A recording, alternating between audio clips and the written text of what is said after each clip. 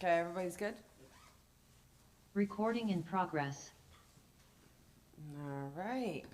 Welcome to the Chatham Township Committee meeting. This meeting is called to order at 7:30 p.m. on November 29th, 2022. Greg, has adequate notice of this meeting been given to the public? Yes, adequate notice of this meeting of the Township Committee was given as required by the Open Public Meetings Act as follows. Notice was given to the Chatham Courier and the Morris County Daily Record on November 18th, 2022. Notice was posted on the bulletin board in the main hallway of the municipal building on November 18th, 2022. And notice was filed with the Township Clerk on November 18th, 2022. Great. Can we get a roll call? Mrs. Ewald? Here. Mrs. Fondaco? Here. Mr. Lois? Here. Deputy Mayor Hamilton? Here. Mayor Felice? Here. And can we rise for the Pledge of Allegiance? I pledge allegiance to the flag of the United States of America and to the republic for which it stands, one nation, under God, indivisible, with liberty and justice for all. Right. First off this evening, I want to congratulate the Chatham 6th grade football team who just capped off their 10-0 season by winning New Jersey's Suburban Youth Football Super Bowl. Also, I'd like to remind everyone that the Chatham Township Volunteer Fire Department's annual Christmas tree sale is going on at the River Road Firehouse, and make sure you swing by and get your tree before they sell out. Also, this Sunday, December 4th at 6 p.m., the Green Village Fire Department will be hosting its annual Christmas tree lighting with a special arrival from Santa Claus himself. It's always such a fun night. I hope to see you all out there. Today is National Giving Tuesday.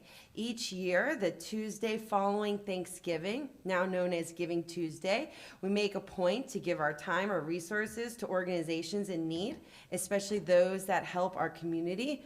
I'd like to highlight this year on Giving Tuesday both our volunteer fire departments, Chatham Township and Green Village, as well as our volunteer emergency squad and our senior center, which are all nonprofit organizations dependent upon our donations. On a different note, with deep sadness, I share with you the news of the passing of Senior Center founding member Gordon Granger. Gordon spent the last 30 years actively contributing to the well-being of our wonderful senior center. He will be greatly missed. Now on to the approval of the consent agenda. Can I get a motion to approve? So moved. I'd like to pull a few things out. Okay. Payment of bills, budget transfers, and that'll do. All right, so resolutions 292 and 301 will be pulled out. Is there a motion to approve the consent agenda with those two resolutions pulled out? And a second? Second. Okay. All right, then we will go on to the township reports, committee reports. Oh, okay. Yes, go, go right ahead. Senior Center reports. I also wanted to send my condolences to the Granger family. I had an opportunity of, I'm the liaison to the Senior Center, and to meet Gordon at his last meeting when he stepped down from the board, and it really was a pleasure to meet him, to hear a little bit about the founding of the Senior Center way back when he was one of the starting members. So our condolences to the Granger family. December is an exciting month at the Senior Center. There's lots of great activities. If you haven't taken advantage of the Senior Center before, I highly encourage it. There's lots of fun holiday activities and parties going on, so definitely go online and take a look at their schedule. There's a lot going on. They've increased time slots for pickleball. There's been a lot of requests for pickleball access. So again, if you're interested, reach out to the Senior Center. And they're also planning for their June Garden Tour fundraiser. So if you're interested in having your garden on the tour, please reach out to the Senior Center. And I think that's everything for me. Okay, Committeewoman Fondaco? Yeah, I'm gonna follow up on what you brought up about the lighting of the tree. about the lighting of the Christmas tree in Green Village. At 4:30, the Green Village Methodist Church offers a hot dog supper, and that includes potato chips and maybe a few other things. And at 5:45, the group will walk down to watch Santa light the tree on the green. And after lighting the tree, Santa will go over to the firehouse to hear what the children are hoping to get for Christmas. The auxiliary will provide refreshments there. The Environmental Commission, 63 households participated in the Fall Tri-Town Yard Sale to benefit the Great Swamp Watershed Association. And late this fall, the Environmental Commission installed a native plant garden, and they removed the invasive plants such as barberry at the Shunpike Field for all residents to enjoy. The hope is that the Environmental Commission can continue to install native plant gardens. A reminder that the township residents can bring clean polystyrene to the Madison Recycling Center on Station Road in Madison on Tuesdays and Fridays from 8 a.m. to 12 p.m. and Saturdays from 8 to 2:30. The Environmental Commission is hoping to arrange for township residents to participate in discounted energy audits early in 2023. Updates to come as this develops. The Historical Society. Pat Wells of the Historical Society presented a program last week on the Mayflowers crossing to the new land. She discussed the reasons that they left their former home and the many dangers and obstacles that they faced on the journey. The program was very well attended, and many people in the audience were descendants of the Pilgrims. And now the last thing is our local art league of the Chathams will be setting up their new winter Friends and Family show this week for a reception on Sunday, December 11th from 2 to 4.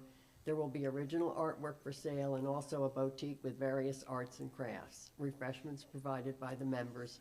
There will also be live music for other entertainment. And that's it. Wonderful. Now, Committeeman Lois? Okay.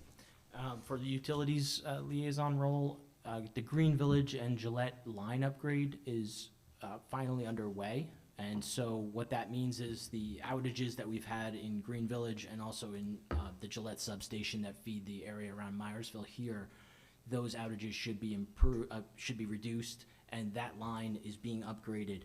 What that means is that they're currently in the permitting phase, and for active work, they're doing surveying. The landowners that are affected around that property have been notified, and that's good news. JCP&L is actually upgrading one of our circuits. I still have open questions for them about adding circuits, and I have a promised response from engineering on that. So that's good. Finance Committee did not meet, but I would like to just let this committee know that I've made 9 requests about finance where I wanted feedback on numbers from our books and records. I was told that would be too much to produce, and it was all regarding our bond ordinance. That would be too much work to produce. I pared it down to 5. Of those 5, 4 were partially met, and I'm still, we still don't have some information that I would have liked to reviewed before the bond ordinance. For communications, this has to dovetail a little bit into JCP&L. I've been working all year. I've been asking JCP&L to consider a waiver for our upcoming fiber optic project. That would be a waiver for the pole fees to connect to utility poles, and I've been promised a response this week from management on that, which is also good news because it could only mean a reduction of cost. So you never get what you don't ask for, and I've certainly been asking. Colony Pool did not meet, but I would just like this committee to know that I have no access to the registration system or portal as we've always had in the past. Neither does the chair. So it's going to be very difficult to provide any sort of guidance in pricing or fees or suggestions for the future without any access to membership information or to be able to look at what's happened. So that's it. Can I just ask a question about JCP&L? I had, there's been 2 to 3 outages in the last couple of weeks, and I sent in a request to our liaison to ask what the cause was. Do you know what the cause was? Did they send anything to you? I followed up on all all the outages. The last one was animal contact, and I'm not sure the exact time frame, but I have followed up. I can look through my emails and I'll forward those to you from Yolanta, who has Thank been you. very responsive. Thank you. To the one that took place, I think it was 2 weeks ago, Sunday, that lasted, on Sunday afternoon, lasted about 4 or 5 hours. I had heard that that was animal contact as well, and that it more specifically, that it took place at a location in the swamp that rendered it particularly difficult to address. And that's why it took a little longer than normal. At least that's what I was told. All right, Deputy Mayor Hamilton? Okay. Well, the Library Board of Trustees, I'm happy to announce, has formally approved a strategic plan for some renovations, a phased plan for renovations at the Library of the Chathams. And so that's been in the planning stages, and there's been a lot of talking about it and a lot of contributions from the community, both in terms of volunteers and financially. But it is going to be kicking off, and for those of you who use the library, you'll begin seeing phase one in around the rear entrance to the library from the parking lot by the Chatham Borough Municipal Pool and the vestibule area, and we'll go forward from there. And my understanding is that the entire plan is going to be posted on the library website for folks who are interested in seeing what the conceptual plan is as the phases move forward over time. Did you want to say something, Mayor, about? Yes, in regards to the library as well, but I can wait to do it after. Okay, you can do it after. I'll defer to the mayor about something else related to the library. On the public safety front, a lot of people are probably aware, it's been hot news that and regrettably, that there were not one but two actual home invasion type burglaries in Chatham Township within the last 2 weeks. One that, in my understanding, may have involved an unlocked rear door, and another that was a straight up break-in. So, we come here every couple weeks and we talk about, encouraging people to be diligent about leaving their key fobs and unlocked cars and such. And I want to reiterate that, and I've been asked by the chief to reiterate that. Always important. But, I just want to say, from my perspective, and I think the committee, is together on this, that, this is not particularly surprising to me. The bottom line is lawlessness begets more lawlessness, and allowing people to steal cars without any actual punishment to take place, or to blame it on the victims who inadvertently in their busy lives left their keys in their car, as if that's the problem, as opposed to legitimately clamping down on crime, will lead to additional crime. If you can take a car with impunity, why not break into somebody's house and take their jewelry with impunity, which happened in this community twice in the last week or so. And these are talking about criminals inside people's homes. So we got to have a resolution on the agenda tonight to voice this committee's support for a bill in Washington that it's going to provide some funding to specifically target auto theft. We have previously passed a resolution encouraging, on a unanimous basis, I believe, encouraging legislation in Trenton to adjust and address the lax punishment for auto theft specifically. And as we're coming into a new year, I think it's important that a primary agenda for this committee should be to make sure that it's known far and wide that Chatham Township is not a place where we accept lawlessness as a fact of life. And that, a lot of these things are from the state level and the county prosecutor level, but we need to commit ourselves to doing everything we possibly can to discourage crime and to make it clear that unlawful behavior is not going to be tolerated in this town. That's all I have. I couldn't agree more. I think you worded it perfectly, so thank you for that. The one thing I did wanted to add in regards to the Library of the Chathams, both the mayor of Chatham Borough and myself jointly award, I guess the mayor of Chatham Borough and the mayor of Chatham Township jointly award an annual recognition to the Library of the Chathams volunteer who has consistently demonstrated commitment and dedication to library service.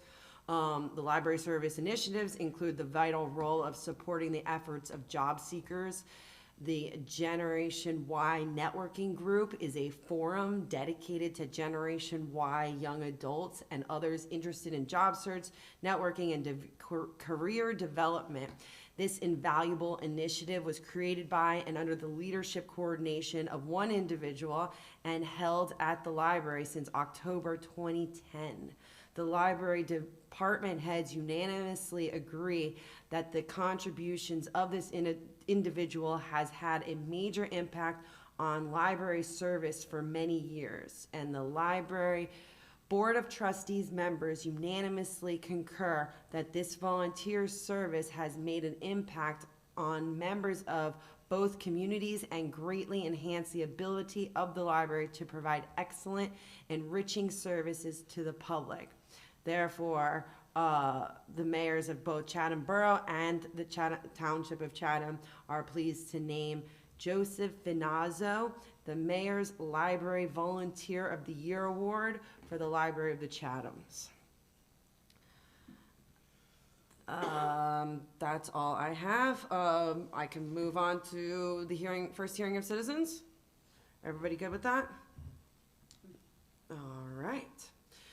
So currently the committee room is open to the public and we look forward to having you join us. Additionally, this meeting is being made available for public participation remotely.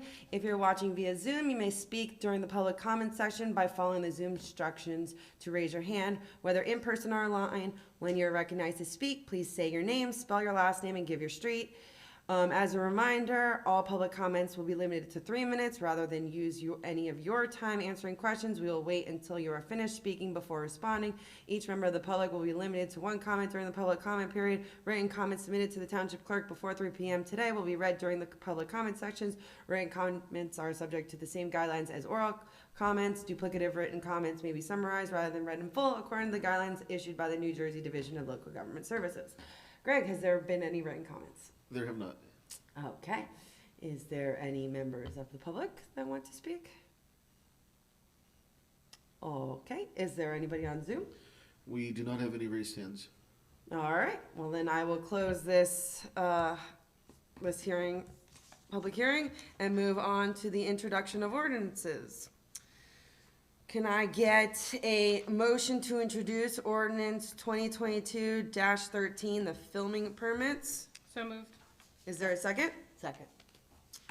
Can we get a roll call? Mrs. Ewald? I have a Is there question about, discussion? Sorry. I thought this was discussed. Okay.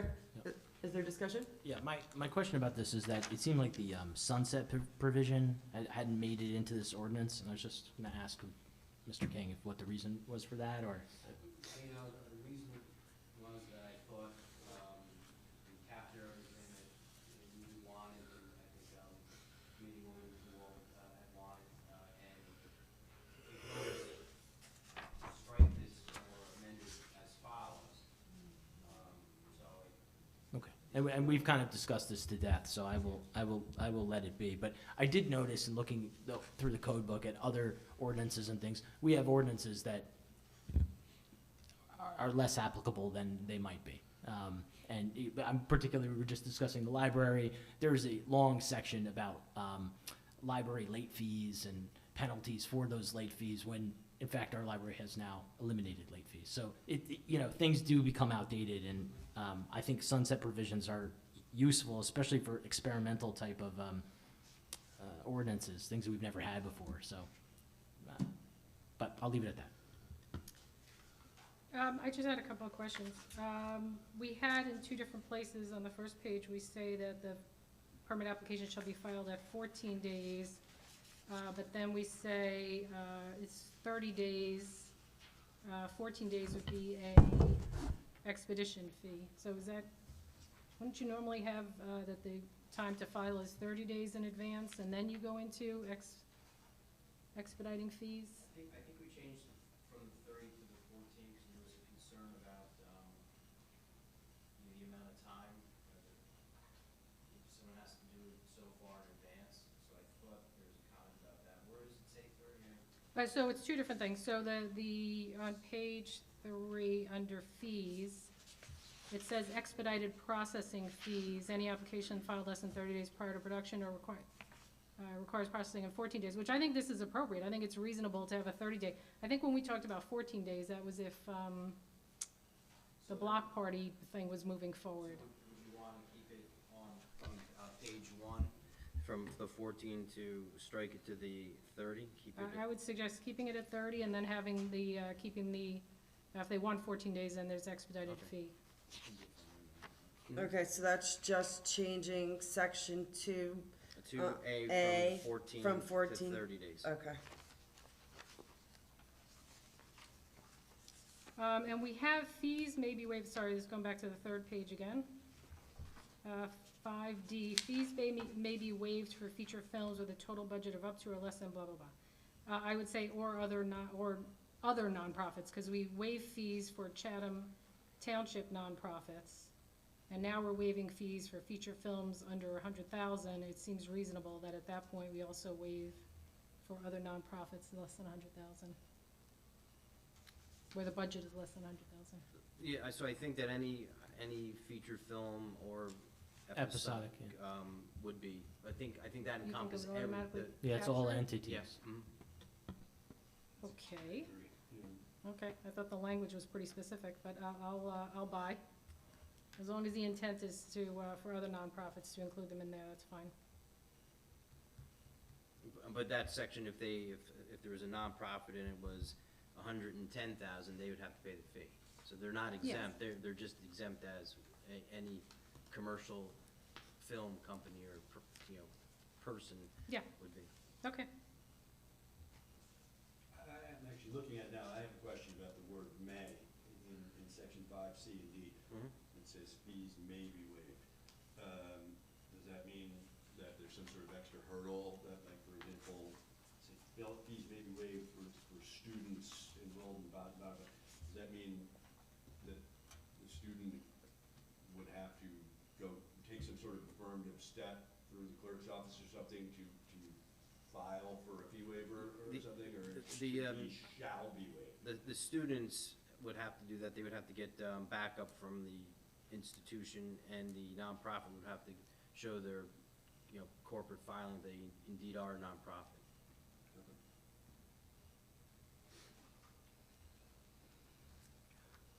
Is everybody else okay? Anybody else want to say anything? All right, can we move to a vote? As amended, in As amended, Section 2, Section 2A to 30 days. from the 14. Mrs. Ewald? Yes. Mrs. Fundaco? Yes. Mr. Lois? Yes. Deputy Mayor Hamilton? Yes. And Mayor Felice? Yes. Motion passes, and the public hearing will be on December 13th. Okay. Can I get a motion to introduce ordinance 2022-16 bond ordinance? So moved. Is there a second? Second. Any discussion?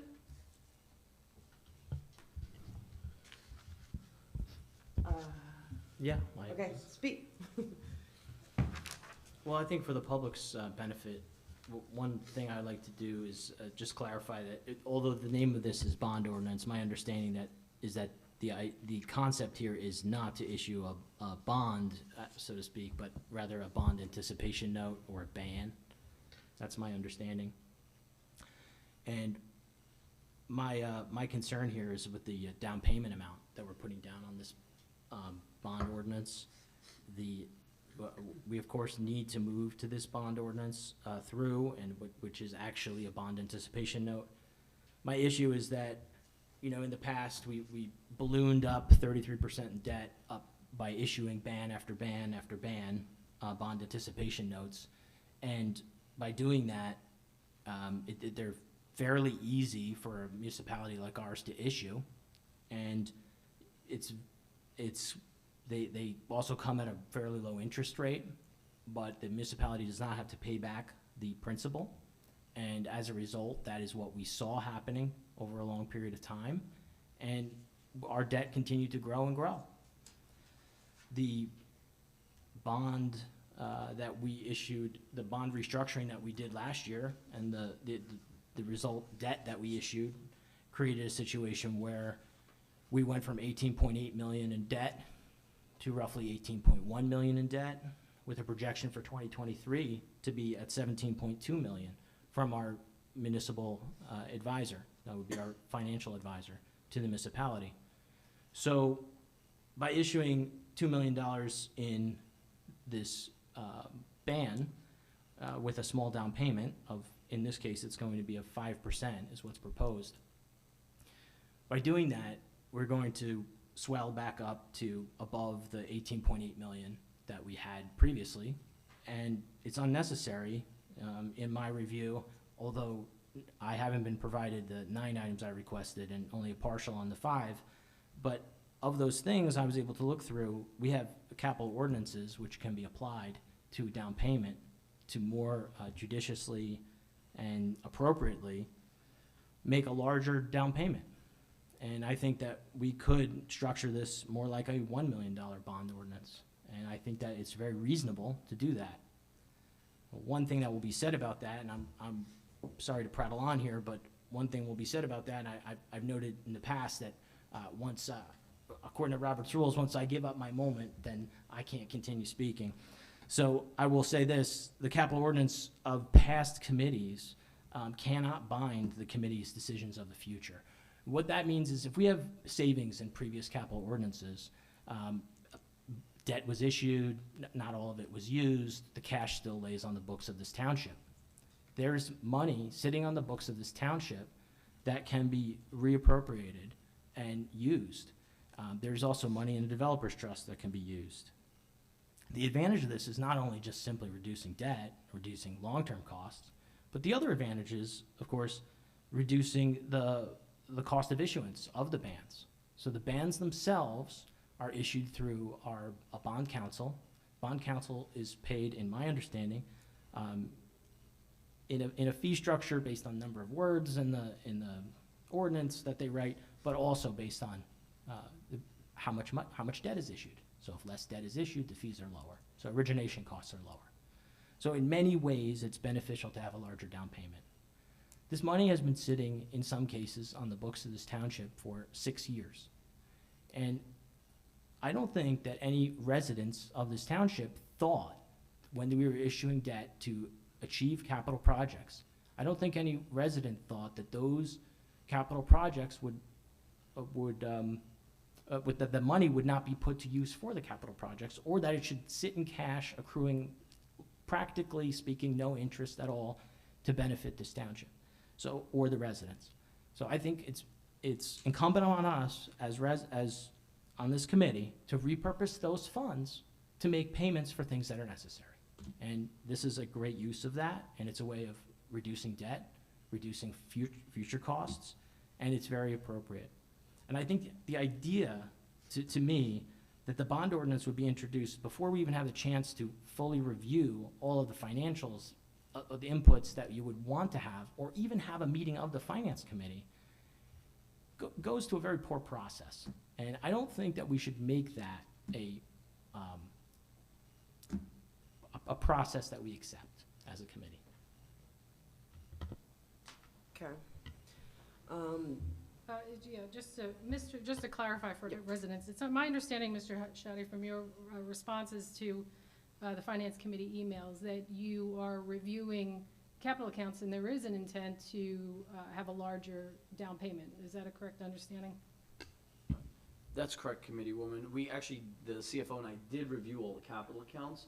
What we are going to be reviewing in the future is any upcoming requests from the department heads and reducing any of those requests by the amounts that are needed. A lot of the old debt is allocated by those ordinances for building improvements, HVAC, road repair, parks, things like that.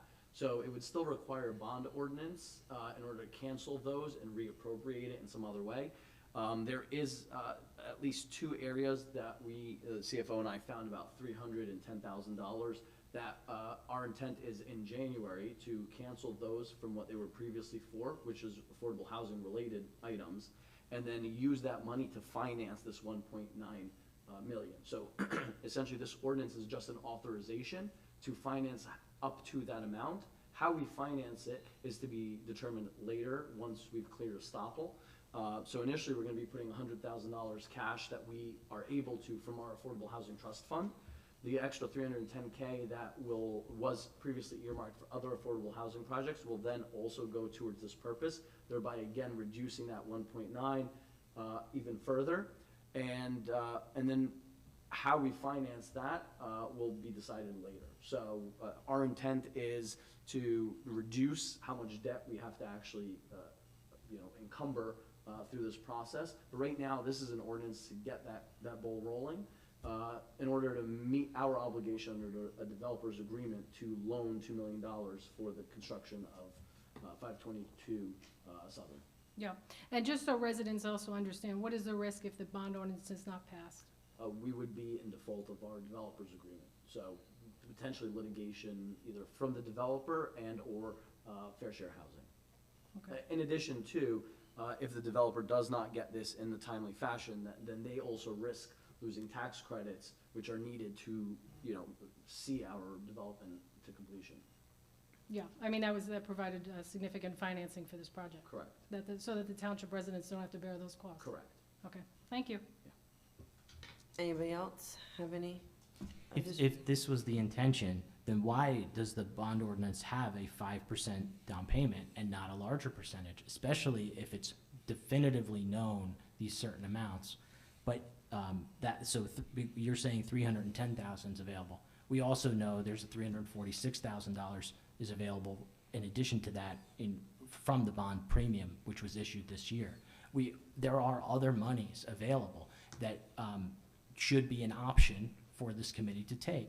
And the further we can, my questioning of this bond ordinance is not whether or not the bond ordinance needs to pass. That is a pedantic view of this. What my thought about this is that we need to increase the down payment percentage. And we have the funds to do it. And to say also that we're going to wait and see what the department heads want next year to do with money that was 6 years old, that's 4 years old, that's 3 years old, is similarly silly, because past committees, as you know, cannot bind future committees' decisions. That's And so not correct. the idea that we have bond extra capital accounts in particular areas such as building and grounds does not mean that money should then be used for buildings and grounds or roads or any other purpose, because past committees can't bind us. There's enough decisions that are binding, and I believe that this question is a question of how do we reduce the fees to the township? How do we put forward the very best possible bond ordinance with the largest amount of down payment? That's all my concern is about this, and I frankly find it difficult to understand why there would be any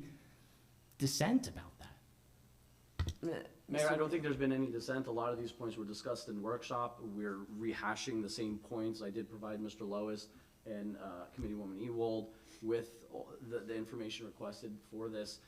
Nobody dissented to how we're gonna finance it.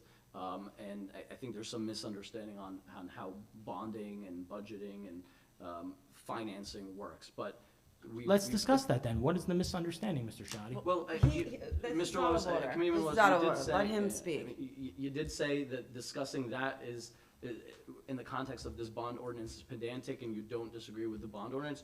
Therefore, I don't think any of those hold up the vote and the need to proceed on this. We can certainly discuss it. At the workshop meeting, it was discussed that you would request a finance committee meeting, and we're happy, the CFO and I are happy to meet with you and go over all of these and how we finance it. So, Mayor, we're open to other options on how to finance it, and how it's done does not preclude the introduction of this ordinance. Okay. Do any of the other committee members want to? Sure. Some clarity on when you say how it's done, like when that would occur, like what that process is. Yeah, so. I mean, I don't entirely, I don't think anybody discounts committee member Lois's, concerns, and some of it makes sense. And like, if we have this, what was it, 310, and we know we're gonna use it, at what point is that gonna occur? Yes, so I did explain that to Mr. Lois in one of his emails, in response to one of his emails. I did explain exactly how that would work, and for the benefit of the full committee and for you, what's gonna be required is another ordinance in order to cancel what those were appropriated for. So the 310,000, or 302, or 300, something like that, it's about 302, let's say. That's split up between two ordinances in the past. One was for acquisition of 522, the property, Southern Boulevard, and another was for the acquisition of, I think it was 490 River Road. The bond ordinances are very specific, and yes, those past actions of past committees do bind this committee and the professionals in how we can spend that money. So until this governing body, as it's with any ordinance, amends a previous legislation, until that happens, that cash is tied up. We are bound in that sense. So it would be canceled, and then that money would go into the fund balance for capital, and then we would use that to finance this. So when we go out to the bank to say we need 1.9, we won't say we need 1.9, we'll say we need 1.7, for example. So the 1.9 is being reduced by the down payment to 1.8. The 1.8 will be reduced by another 3, that's down to 1.5. But what needs to happen is those ordinances need to be adopted by this governing body, which is planned for January, as explained to the Finance Committee. It would be adopted, hopefully, either at the February meeting or maybe later, March meeting, depending on how the meetings go. And then that fund, those funds get transferred. At that point, this ordinance will clear estoppel, because there is a state law on how many days you have to wait from the passage of a bond ordinance before you can actually finance it. We also have to amend our spending plan, which is what I explained at the workshop meeting, because right now our spending plan, and when I say the spending plan, I'm referring specifically to our affordable housing spending plan.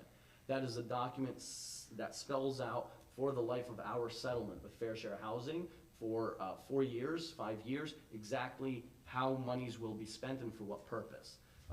Particularly with respect to our affordable housing trust fund, or developers trust fund.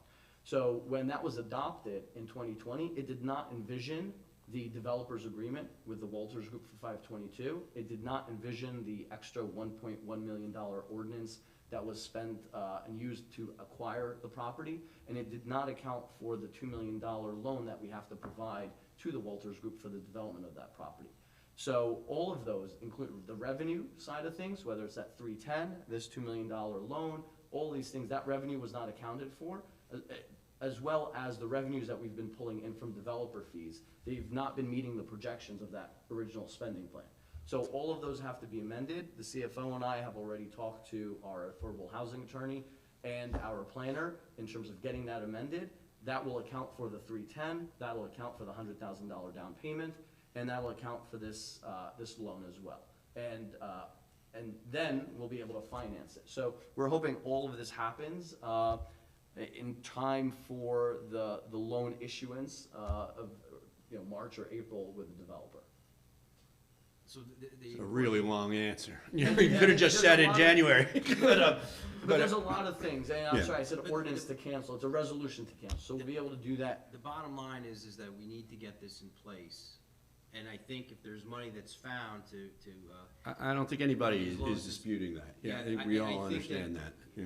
I think everyone is in agreement to it, just looking at different ways. If you find additional monies, you're not gonna go for the full 1.9, you'll reduce Correct. it accordingly. So to Committeeman Lois's point, if that money is found, you're gonna use it. But we need this now because we're based upon bond law. We have certain dates that we need to meet. So this is just a placeholder for worst case scenario, if that makes sense. Understood, yeah, and understood this is just an introduction, but what I'm hearing is a commitment to a minimum of the additional 310, and that's Correct. how I'm 302, proceeding, 305, whatever. whatever it is, you but know? And also a legitimate plan that between now and whenever the check has to actually be cut pursuant to this bond anticipation, there's gonna be additional time, whether workshop meeting, finance committee meeting, to see what else we can find, because I'm all on board with that. Absolutely. Great.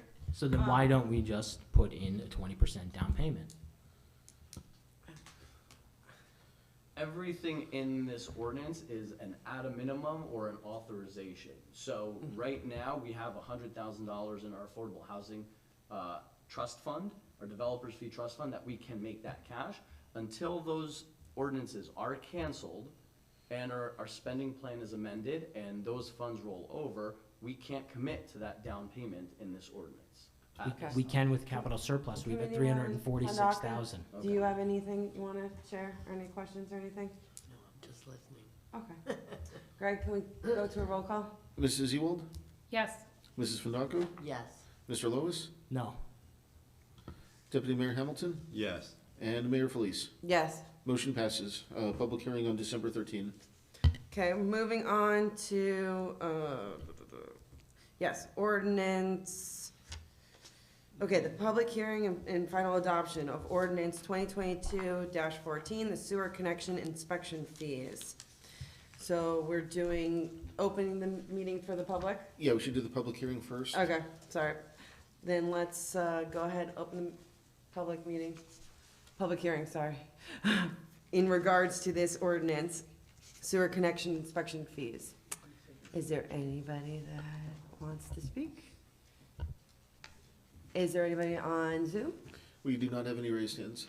All right, moving on then, can we get a motion to adopt the ordinance 2022-14 sewer connection inspection fees? So move. Is there a second? Second. All right, is there any discussion? We already had that at the, Okay, let's go to a roll call. Mrs. Ewald, Yes. Mrs. Finacco, Yes. Mr. Lois, Yes. Deputy Mayor Hamilton, Yes. and Mayor Felice. Yes. Motion passes. Okay, now we're going to have the public hearing on ordinance 2022-15, the salary ordinance. Is there anybody that would like to speak in regards to our salary ordinance? Is there any members of the public that on Zoom? We do not have any raised hands. Okay, so I will close the public hearing, and can I get a motion to adopt? So move. Is there a second? Second. Any discussion? Yes, we didn't discuss this when it was introduced. I have a concern about this, that we're giving up, Discussed at the Workshop. workshop. there was no discussion allowed. My concern about this is that at the introduction is what I said, not the workshop. The workshop before the introduction, it was discussed extensively. Okay, again, I said at the introduction it was not discussed, but, okay, they were getting semantical here. Well, it's true that this was introduced in another meeting that was not a workshop meeting, is that correct, Mr.? Yes, but it was discussed prior to the introduction at the workshop before the introduction, so All right, Okay. all right, it's moot, it Yeah, doesn't matter. so Yeah, say my what you wanna concern say. about this continues to be that the positions for Colony Pool don't match the organization chart that was developed for Colony Pool over a period of 2 years. I'm not sure why that is. And I'm also, I'm very surprised that this salary ordinance was discussed previously as a one finance clerk position needing to, and we have an entirely new format. And what we were told is that now this salary ordinance provides for a 5-year runway, is, if I can paraphrase, for salary increases. I think that's giving up a measure of control from this committee that we shouldn't do. Even though these things would be set in resolution, these things are closely watched by public employees, and this is setting up a banding that potentially could lead to runaway increases. We all know that we have a lot of increases coming up, and I'm not sure why we would need to provide a salary ordinance for such a long range of time. This township has been very successful and efficient in its history, and we've never needed something like this. And if we do need to pass a salary ordinance, we can make those adjustments as we have many times in the past. I don't know why we would do this. Okay. Z, did you wanna say anything about it? The salary ordinance? Mayor, nothing more than what I had addressed at workshop, and at introduction, there was actually discussion about this that I did address then. I think unless there's other comments from the committee, I think you guys are ready for a vote. Okay, is there any other comments from the committee? My attitude was simply that it allows our administrator some flexibility to so that no matter what, the committee still has to pass a resolution to provide the salaries for the individuals. And this just allows for the administrator to just do a resolution and not have to change an ordinance. Every time we change an ordinance, it's advertising, it's like two meetings plus we add the workshop meeting in too. It becomes a very burdensome process. So I don't see anything wrong with that. Does anybody else have any comments? Yeah, I mean, I don't find the range to be unusual. It looks very much like other past salary ordinances that looked, and I agree that you want to provide a range and then you use a resolution to lock in the amount. I don't see anything wrong with this. And with respect to Colony Pool, I don't know what the org chart differences look like, but this seems very reasonable, and I think it's something that's workable, and so I'm fully comfortable with this ordinance. Yeah. Is there something different about what can you explain in layman's terms exactly? Sure, yeah, what it is? the salary ordinance for all the pool positions, the intention is to go to an hourly wage. And for the pool manager to be paid on a salary is fine, but for the other positions, it would be, time at the club. And we have an issue with time at the club. There's also the practical idea of the swim team coach, the assistant swim team coach. They are also, practically speaking, they do swim lessons. So they're not paid in this range anyway. They're also paid hourly. So it doesn't make sense the way that it's structured, and it doesn't fit the very clear org chart that's been prepared over a period of 2 years. So I don't know why that was rejected. There is no interface with. I forwarded that on in June 6th. I forwarded that to Mr. Shoddy since then to refresh his memory. And at the time, he was completely amenable to that, and now since and for reasons unknown to me has been rejected. So it doesn't make any sense. The pool committee also worked on that chart to create a structure at the pool that made more sense. Well, can I ask a question? Does the ordinance as written, I don't necessarily read this as requiring Correct. salary. I'm assuming that, I'm no mathematician, but using a salary range and structure, you can backfill an hourly wage and then continue to comply with the org chart.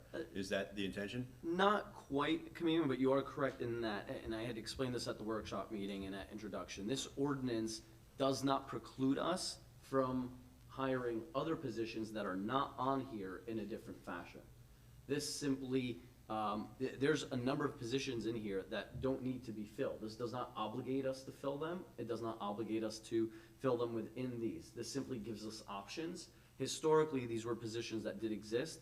Historically, these were positions that did exist in a salaried fashion. At any time, as you've seen, we can present you with a resolution to appoint someone and put them in at a hourly rate if needed. So this does not eliminate Including those other somebody who options. already has one of these positions? I'm sorry? Including somebody who already has one of these positions? Correct. For example, Like somebody gets hired for a swim team coach, and they Correct. say That we're was gonna gonna give be them my $1,000. There's nothing precluding us from saying that person also is gonna get paid $20 an hour to give lessons. Correct. So that can all be done. In addition to, the org chart was something that was developed prior to the current pool manager, and that pool manager was not involved in those discussions. Organizational charts are a function of either that manager, that supervisor, that administrator, and so we're giving ourselves flexibility to do more rather than simply limiting ourselves.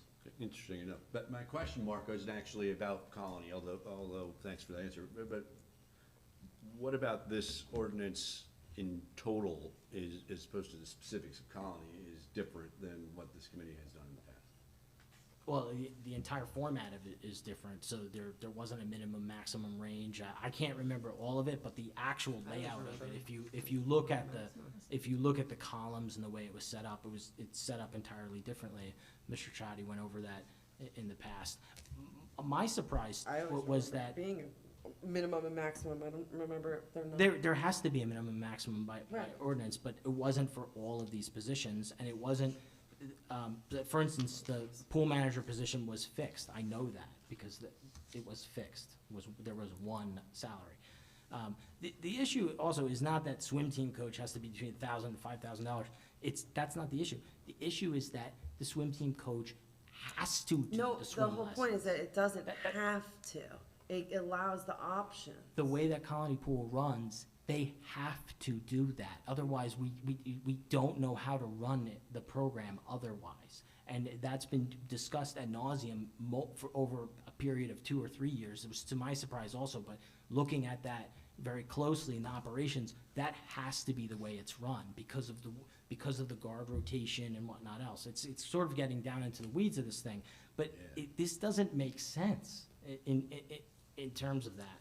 And then in terms of, there is a range here, and this, again, the assistant pool manager, there was confusion because it was listed that way. The assistant pool manager could not be hired this year on an hourly basis, changing its title or not, because there was confusion when this ordinance is passed. Public employees take a look at the ordinance and they say, well, I thought I was promised this. That And Mr. Shoddy could doesn't tell make you that. sense. Right, What you just I said doesn't agree make with you. sense, because if they were hired last summer, this hasn't been in effect yet. Right, but what I'm saying to you is that because the assistant pool manager was set at a salary previously, and that the new org chart changed that to be hourly, they still expected the salary, even though that wasn't. This is salary. All right. Anybody, any other comments? Yeah, I mean, I'm just, we are getting into the weeds, but, the pool, not the pool manager, the, team coach, swim team coach, assistant swim team coach, just to be clear, in the past, sometimes they did teach lessons and sometimes they didn't. It depends who filled that role, and you had the flexibility, because you had the assistant coaches and you had lifeguards who could teach lessons, you had the flexibility that head coach, that it wasn't a requirement of those jobs, so you could fill No, a variety of for the needs and group had- lessons, it was always taught by the swim team coach, and it had to be. And then we had an issue with the swim team coach, didn't want to do that, and we could not staff the swim Well, lessons. And another solution is we tell our employees that, okay, don't assume things from our ordinances. We have to pass resolutions. Well, you're required to do resolutions. Right, that's what I'm saying. Don't assume that you're gonna get something from the ordinance, because we're deciding it from the resolution. And then, and you have usually you have this range because, some people may bring more experience as Right. a coach, so. No, I instead of understand. starting It gives us flexibility. And also, it gives you flexibility for the next, year, if you give 2% Right. increases, that's built into this. The- But the issue that's interesting is with the swim coach, if they're teaching private lessons, who gets the money for that? Like, the parent says, teach my daughter or son, to swim. these are group lessons that are sold. I don't think that's through- what he's talking about. Okay. This is Yeah, something that's what different. But there is So also it's- that other issue. There is Well, that. that's a bigger issue because you can't, a coach can't be freelancing on municipal, Right. paid To properties. to answer Mr. Hamilton's question, though, for instance, the recreation director is now in a range of 74,000 to 109,000. That's a 20%, greater than 20% increase, that 109,000. So should we, for some reason, lose our recreation director, any new director who's done any sort of public work in the future is going to simply look at our ordinances, which are public and posted, and they will see a salary range. And this is not leaving our That's how all towns are. right, but we don't need to do that. In the past, the bands were much smaller, so it leaves us in a better position to negotiate. And we don't need to expose the upper end 20, 30% higher than what we're currently paying. It doesn't make sense. Can we get a vote? Mrs. Ewald, Yes, Mrs. Fundaco, Yes. Mr. Lois, No, Deputy Mayor Hamilton, Yes. and Mayor Felice. Yes. Motion passes. Okay, now we are on to the consent agenda. Can I get a motion to approve the consent agenda with resolutions 292 and 301 removed? So moved. Or I guess Yeah, it's adopt? I thought we did that. Yeah, we approved it, so we have a motion to adopt. That was just- Make a motion to adopt. Adopt. resolutions. So that, yeah, that was just approving the order of the Approving consent the order, agenda. yeah, Okay, so I'm gonna move to approve the consent. to agenda. adopt. Adopt. To Motion adopt to the adopt, consent. yes. Yeah, now we're actually gonna hopefully pass the resolutions. Yes, and now is there a second to adopt? Okay, can we get a roll call? Mrs. Ewald? Yes, Mrs. Fundaco? Yes, Mr. Lois? Yes. Deputy Mayor Hamilton? Yes. And Mayor Felice? Yes. Motion passes. Now can I get a motion to adopt resolution 2022-292, payment of bills? so moved. Is there a second? second. And discussion. Okay, I pulled this out because I've had payment of bills questions in the past, and they've circled around many issues. One of them has been the amount of time that I've had to review the payment of bills. In many cases, I've had 2 business days to look at the payment of bills. In this case, I've had 1 business day to look at a payment of bills that have bills that go back to a period as early as June of this year from my cursory review, even second quarter bills. I don't understand how it's possible. I take my role in the Finance Committee seriously. I don't understand how it's possible that I can be expected to look at payment of bills thoroughly and to the level that I would expect as a resident for someone on this committee with 1 business day or a business day in a couple hours to review hundreds of thousands, millions of dollars worth of bills. It doesn't make sense, and the process that we're using for this payment of bills is, it's frankly, it's unfair to me as being on the committee, but I don't mind that as much as it's unfair to the residents. It seems to me to be inadequate. I've had many issues with this payment of bills process that we have, including the fact that the check registry is essentially a foregone conclusion. The payment of bills do not change, regardless of what our input is. What can happen is there will be transfer accounts later, some sort of mop-up work. And to me, I think this process of the payment of bills really needs to be cleaned up. That's nothing to mention about our bylaws and how this could actually have come to us in this fashion. Z, do you have any comments to that? Yeah, I mean, it's always our effort to get these out as far in advance as we can. As some of you may know, including members of the Finance Committee, we are short a member of the staff in the Finance Department, and hopefully in December that will be rectified. But we also had Thanksgiving, which we were closed on Thursday, closed on Friday, and staffing issues with the holidays. So unfortunately, this was not something that we were proud of, but it unfortunately happens sometimes. In the future, that's not the plan. No, I have a question. The payment of bills, it's pretty much, I mean, my understanding was it was always pretty much just a cursory standard thing that we have to approve of. Like, we're not saying, don't pay this bill. That's already decided ahead of time. I mean, from Can you my explain that? experience as an elected official for a number of years, but also as an administrator, the intent of the governing body's review is really to make sure that there are no expenses or vendors being used that there might be conflicts or would be violating procurement laws or so. For example, giving business to a relative of either an employee or a member of the governing body, making sure that legally things are sound, right? Okay. Getting into the level of detail that goes into this is usually an employer or clerk in a department will input the requisition. That requisition gets reviewed by their department head / supervisor. That then goes to the CFO, who makes sure that either the right accounts are being charged or that again, procurement is being followed, and then finally it gets to me for third requisition approval, where I'm making sure that it is in line with the policies, our financial policies, in line of where we want to spend. And maybe I tell them, hey, hold up, this project needs to be coordinated with this department, or we need to contact another vendor. Maybe I've got some insight to something that maybe they don't know, and I'll halt that. But it's gone through that level of approvals. before finally coming to the bill list for your review to make sure that we're following the law. Okay. Greg, can we go to a vote? Mrs. Ewald, Yes. Mrs. Finaco, Yes. Mr. Lois, Abstain. Deputy Mayor Hamilton, Yes. and Mayor Felice. Yes. Motion passes. All right, and can I get a motion to adopt Resolution 2022-301 budget transfers? So moved. Is there a second? Second. And discussion. I called this out because I want to understand what is the root cause for the buildings and grounds salary and wages. $126,000 is being transferred to cover a shortfall that wasn't budgeted for properly. And I'm wondering what the root cause of that was, specifically in terms of which projects or how that overrun occurred. Mr. Shihadi?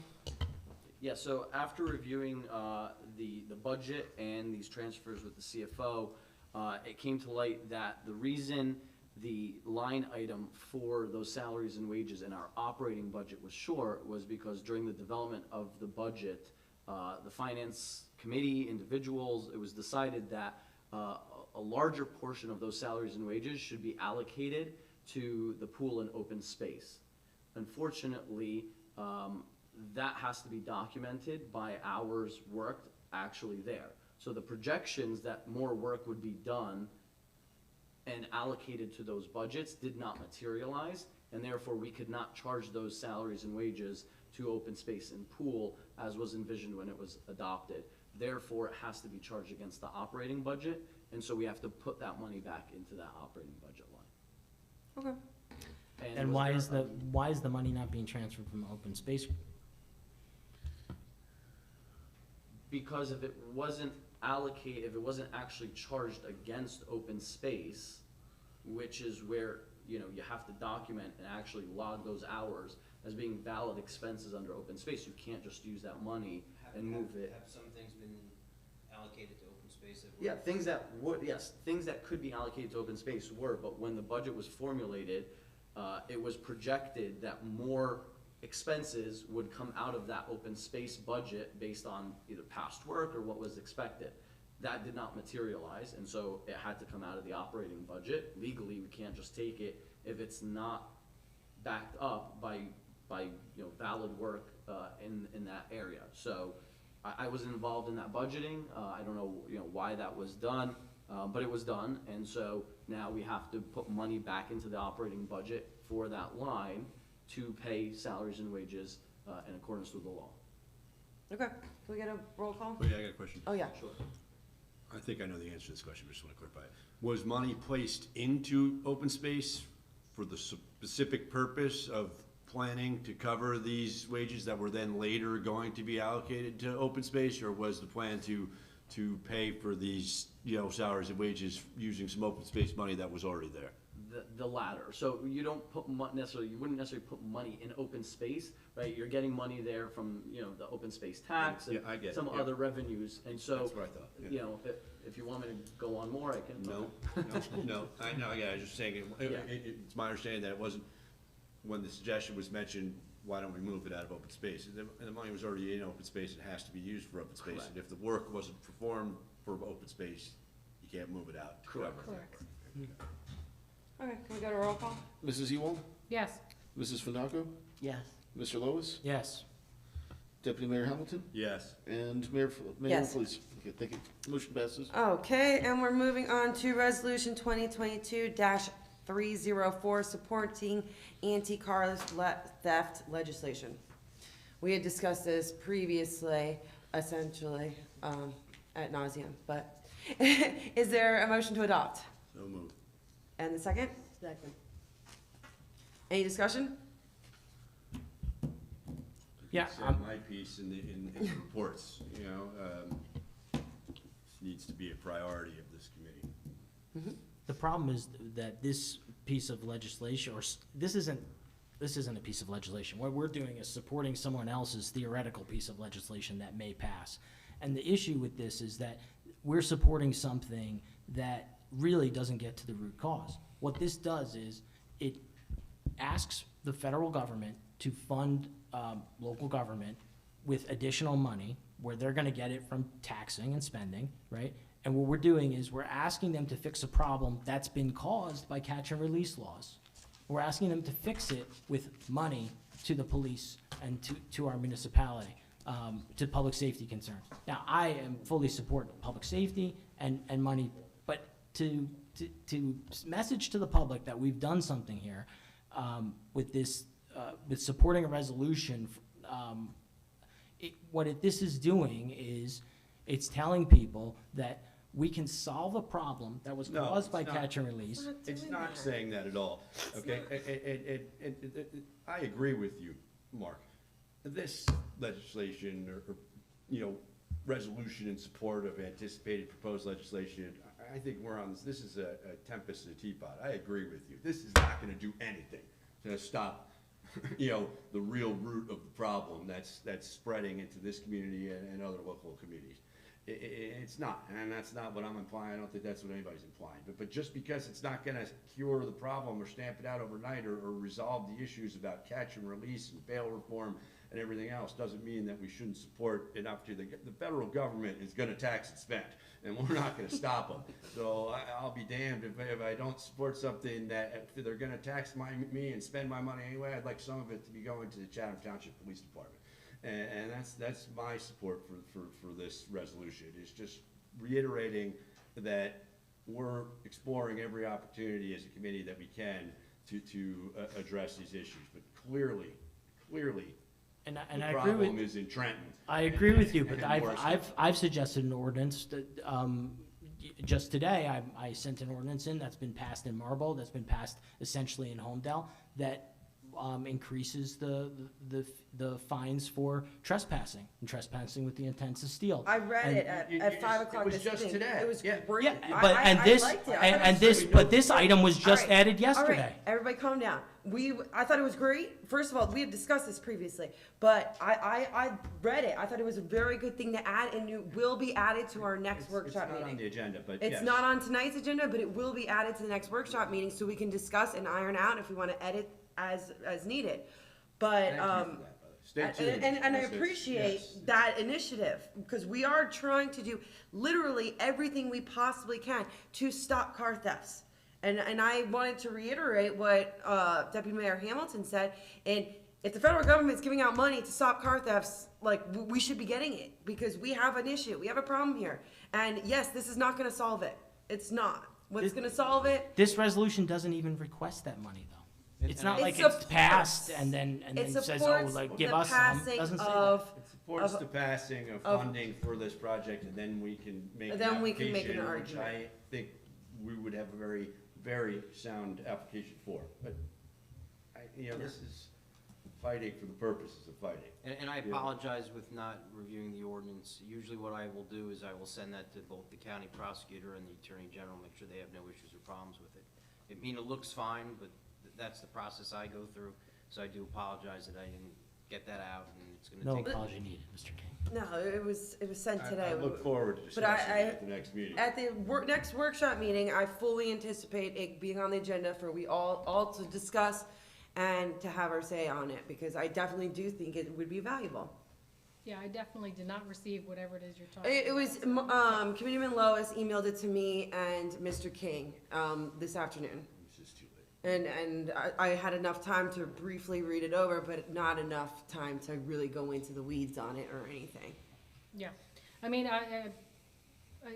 in terms of federal monies, like Mr. Hamilton had said, our federal tax dollar is gonna go to government either way you slice it, and last I heard, New Jersey was getting back 80 cents on the dollar, so we're gonna be paying overtime to officers, this money can go to overtime, and it's a reality of dealing with this issue until it's resolved. So if we can get money back from the federal government to Chatham Township to help resolve this issue, I'm a supporter of that.